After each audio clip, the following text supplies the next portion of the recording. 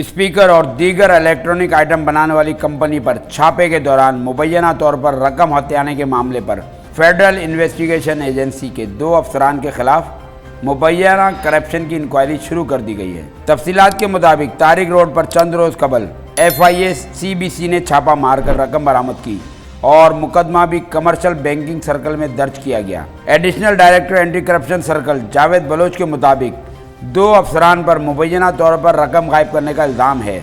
शिकायत है कि छापे के दौरान मुबैना तौर पर 2 करोड़ 70 लाख रुपए बरामद किए गए, जबकि CBC के केस में 1 करोड़ 40 लाख की रकम दिखाई गई।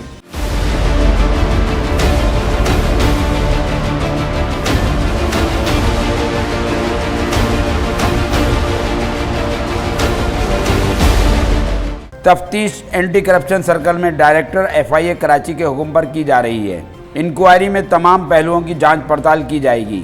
जावेद बलोच का कहना है कि शिकायत जिन अफसरान के खिलाफ की गई हैं, इनके बयानात भी लिए जाएंगे। दोनों अफसरान को जोनल ऑफिस FIA कराची में पहले ही क्लोज कर दिया गया था। Additional director FIA anti corruption circle का कहना है कि अफसरान के खिलाफ इल्ज़ाम साबित हो गए तो कार्रवाई की जाएगी। अफसरान को 1 हफ्ता कबल CBC से जोनल हेडक्वार्टर कराची क्लोज कर दिया गया था।